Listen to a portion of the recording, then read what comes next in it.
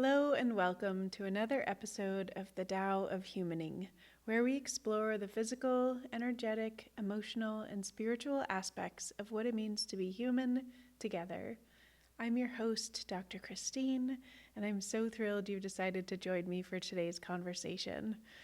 In today's episode, I want to talk about fertility and how it is such a whole person experience.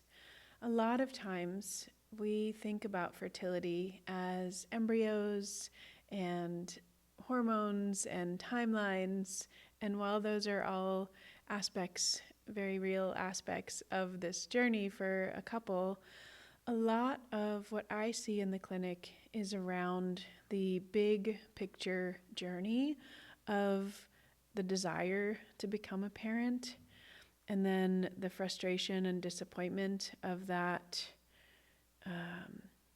when or if and when that is not easy. And then going to, someone like myself and trying to conceive naturally for a period of time and working on regulating the cycle, and then potentially working with a reproductive endocrinologist and exploring assisted reproductive technologies, and then eventually getting to that point where you actually get to bring your baby and your, all of the culmination of all of that work, right? When you get to bring the baby home and you have your person, right? There's a really, really powerful time in a couple's life. And it's really interesting because there really isn't a lot of conversation around the emotional and even spiritual aspects of that fertility journey. And that's oftentimes where I think, people want to come and see me in the clinic for obviously the physiological support that acupuncture and Chinese medicine can bring to a woman's cycle. And also because I can hold that space of, I often tell my patients, I'm like, you can come in here however you are. Like, you can show up and be angry, and you can show up and not want to talk about it, and you can show up and be sad, and like, whatever it is that you're feeling along this journey, come here then. And we can have some clearing, and we can have some clarity, and we can keep things moving forward towards that goal of bringing that baby home, right? So often we think about this journey as like, hormones, timelines, and that's kind of it, right? Like, does the embryo, like, there's so much focus on the data, and the human aspect is oftentimes just not talked about enough. So I want to chat about it with you guys. One of the things that I see more of the Western care providers, recognizing the benefit of having holistic care. A lot of times we're even welcomed. I'm in Southern California, so depending on where you're listening from, but where I live, a lot of reproductive endocrinologists will allow us to come in and meet our patients on the day of transfer. So when they get to that point where they have the embryo and it's ready to transfer, a lot of times we can go in and do an acupuncture visit before the session, before the transfer, and then again after the transfer. And then we continue care in our own office, but we continue care for the first trimester with that parent. So there's a lot of benefit recognized where I live, which is really absolutely miraculous. I know I've lived in other areas where that's not the case, and there's, more of a distance, and people have to look outside of their care providers for any kind of like a holistic support. So,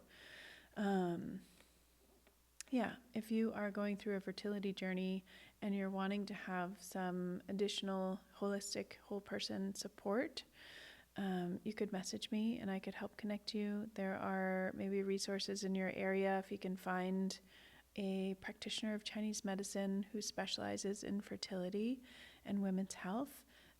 That could be really amazing.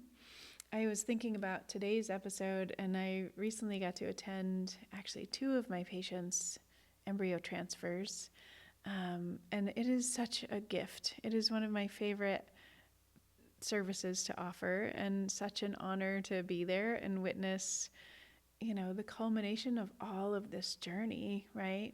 And even still, like once you get to the transfer part, there's still so many milestones of, the 10-day wait, and then is the test even going to be positive? And if the test is positive, are the numbers looking really good, right, in those early weeks? And then is there a heartbeat? And that, all of the milestones, I describe it as, you're kind of peeling that onion, right? And having each time you reach a milestone, it's like the breath becomes a little bit deeper, and the kind of trust that there is going to be this baby at the end of this journey, right? One of the women that I got to attend her transfer recently has such an interesting story. And she first came to see me, gosh, it was probably 3.5 years ago. And she was having trouble getting embryos that were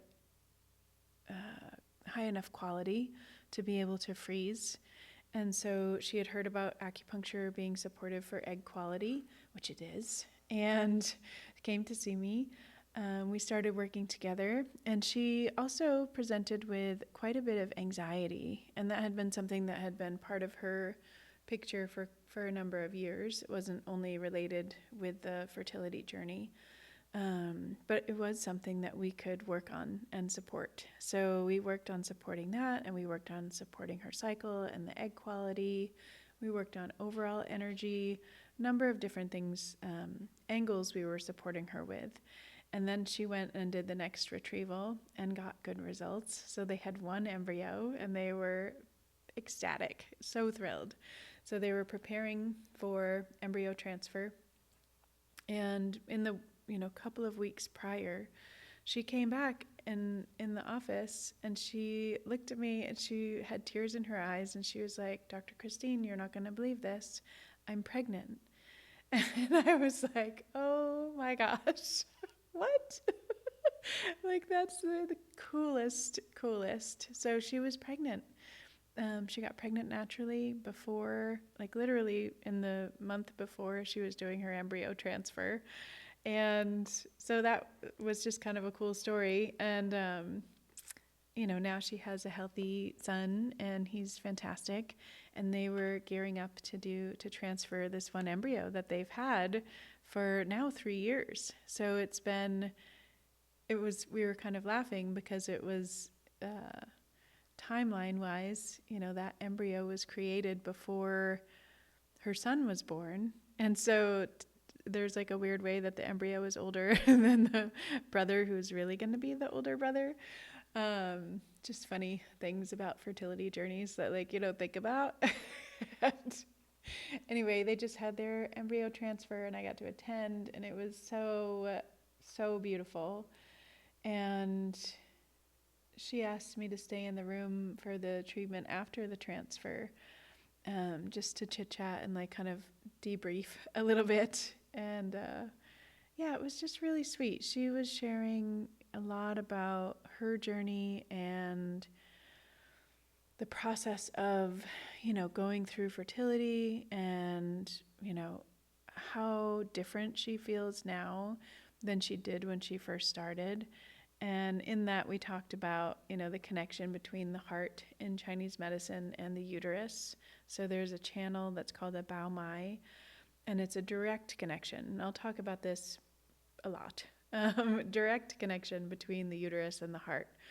And so I talk with patients a lot about the importance of joy and the importance of doing things in your fertility journey, honestly, just in your life, that aside from fertility or whatnot, but doing things that open the heart also have that mirror relationship with the womb. And so if we're looking to be open and receptive in our wombs, especially focusing on the heart space being open and receptive, is really actively supporting your reproductive health. And I think that's something that we don't talk about enough. So joy. Go do the things that make you feel joyful. That will help your fertility. And she was talking about, the transformation that happens in motherhood. and that first year postpartum, and what a wild journey that is. And so now, she's come this full arc, right, of like trying to conceive and then conceiving naturally, and then the first parts of motherhood, and then now back again to transfer this second baby. And just the amount of wisdom and understanding that comes through the transformation of motherhood. And we've talked about this a lot in here too, but it is that, learning to live with uncertainty and learning to live with surrender and trust and, understanding that we're capable, right, of whatever comes our way. And the other aspect that we were talking about was, this ability that we have to hold a lot of emotions at the same time, seemingly conflicting emotions. And that was something, that she really noticed in her journey as well, right? That she could hold these anxious thoughts, and she could also hold the space of being really loving and open and present with her son. And we talked about how interesting that is as a mom, because you really do, the things that we beat ourselves up for, we're going to talk about this in another episode too, but the things that we beat ourselves up for, like, our kids don't notice or don't care. And I remember her in particular when we were talking about anxiety and her feeling anxious, and she was worried that she was going to be, not ideally a perfect mom, although that wasn't the words that she would have chosen at the time, but it's like our perfectionist side shows up, right? Because we want to do the best for our kids, and we want to be the best version of ourselves. And somehow we set ourselves up for that expectation that that's going to be all of the time, and that's not realistic. And it's also not human. And so, her and I have had a lot of these conversations over the years of, it's okay for our kids to see our human side. It's good for them. It's healthy. It's normal. It's beneficial for them to see the full range of human experience, right? Including not feeling great and not being able to, show up the way that we want to. It's so good for them to be able to see that too, right? Or for them to be able to see us make mistakes, right? And then have that repair. I talk with so many moms about that, especially in the toddler years when things get a little more intense. And that's, postpartum, I don't know, gosh, the first 3 years, right? They're just a little bit bananas. Let's be honest. And it also brings up all of our stuff. So as moms, we're exhausted, and we have these humans, that are quite dependent on us at that age. And they're going to reflect things back to us that brings up our stuff, right? And I don't think that's a bad thing. I actually think it's great. And it's okay that it looks messy. And it's okay to make mistakes and have the repair and be perfectly imperfect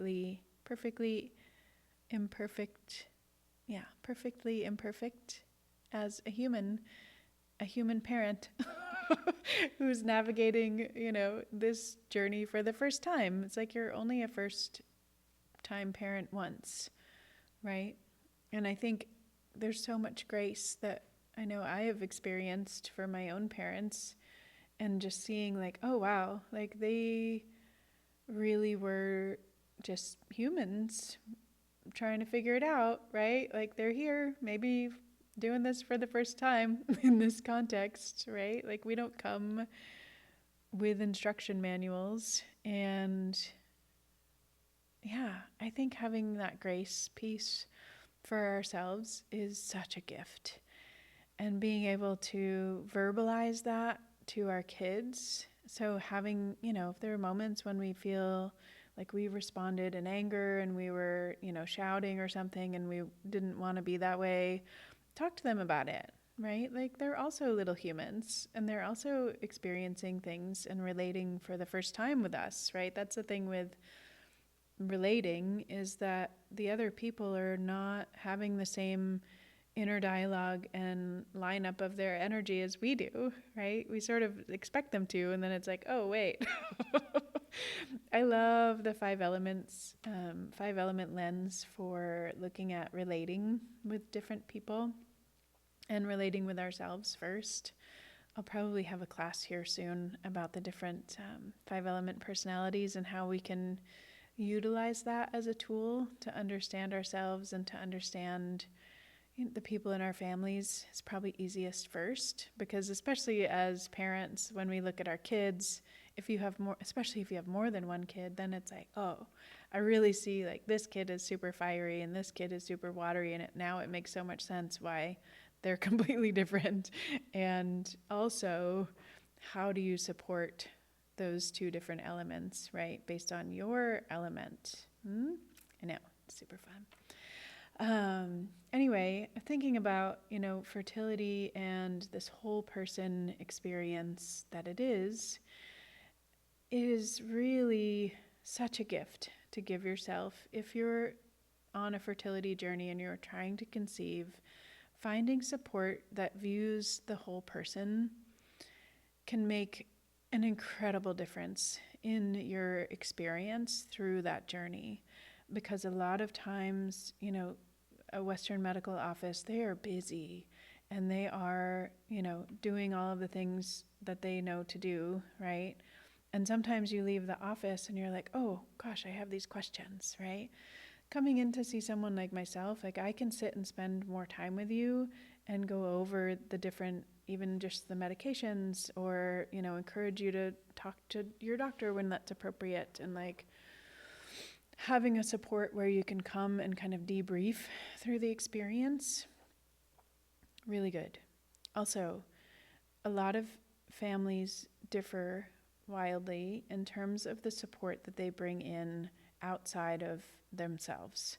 So I know couples who have gone through a fertility journey and not told a soul. Like I literally was the only person that the wife would talk to about her journey, aside from her doctor and her husband. And that's great. I mean, sometimes you need that in case, it takes a long time and you don't want to have that, as well-meaning as people can be checking in and stuff. Sometimes you don't necessarily want to talk about it. Sometimes there are heartaches and disappointments and things along the way that you don't want to have to talk about every single time. You just need that kind of, that barrier to be able to hold your space and kind of get through it. I know other couples who really love telling everyone in their community, so that if things do not go as planned and they have hurdles along the way, they have that support system ready to kind of catch them and support them through it. Honestly, I've seen couples go through multiple rounds of IVF and choose a different support structure each time. And I think also knowing that that's very normal and okay. Like you don't have to choose the same thing every time. It's normal to have different needs, right? It's the same with pregnancies. When you get there, sometimes in a pregnancy, when you're, for example, postpartum, sometimes you don't want many visitors and you want to just be in a little cocoon and have your whatever it is that you need and not have the distraction or input from outside. Other times, people are like day of birth, right? Like there's lots of people there and it's a whole community adventure. All of those are great. It's really, again, about knowing yourselves and what's going to work best for you and your partner, and then expressing that to your community, right? And even if you change your mind midway, I've supported patients who, at first they told a bunch of people, and then they had sharing regret. And they were like, oh my God, what did I do? And then they had to go back to those people, or they didn't have to. They chose to go back to those people and say, hey, I got kind of freaked out after I told everyone, And now I'm feeling a lot of pressure about how my body responds to the medications or whatever it is. And I'd really love if you just follow my lead and I'll communicate to you updates when I'm ready. Perfectly reasonable, right? Like as humans, sometimes we get excited about things and we're like, yeah. And then when the reality of whatever it is comes about, we're like, wait, no, I changed my mind.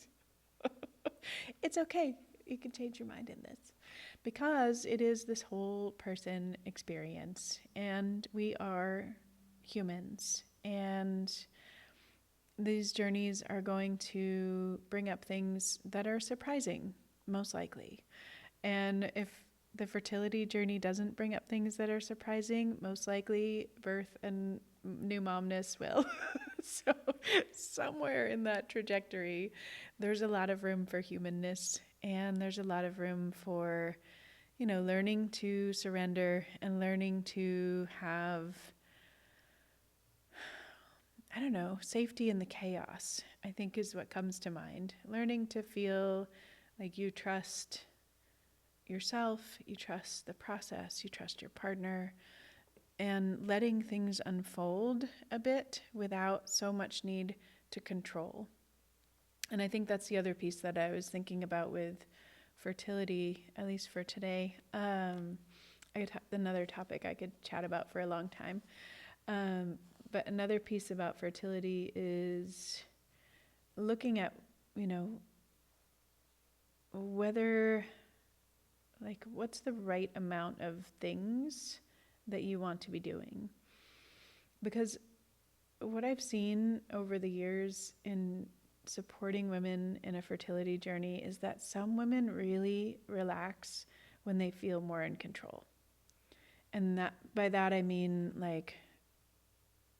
really more rigid in their nutrition, rigid in their supports, more, not rigid, structured. Maybe let's use structured because it's more like having the routine and being able to ultimately feel like we've checked all the boxes so that when we go in to, trying to conceive like a retrieval or transfer or even trying to conceive naturally when it's ovulation time, having done all of those things and checked all of those boxes, that can allow us to feel more relaxed and open and fertile, right? Receptive. Again, it actually opens the heart. For other women, having that much structure and rigidity is really stressful. And what that does energetically is it constricts and it contracts. And it makes them feel a bit more like they're beating themselves up because they're not able to meet that checklist easily. Is that making sense? So I always talk to my patients about that. Like, what is it that's going to feel most supportive for you? And understanding that that may change also. And having those regular check-ins is so valuable. And being able to have support, whether it's, you might listen to this podcast and you might share these things with your partner, and that's enough. That's a good support for you. And you can kind of talk through these different aspects of it. For other people, you might want to add in a holistic provider, right? And if so, you can find one in your area. DM me. I'm happy to help people find practitioners. I really love connecting people with other people. So if I can help you, if you're in Orange County, California, and you want to come see me, I would love that. All of the information to get in touch with me is in the show notes below. And you can always leave me a message, comment. I see everything. If you have questions about how Chinese medicine views fertility and cycle health, go ahead and message me because it gives me great ideas to chat about on here as well. So thank you for listening today, and I look forward to seeing you next time.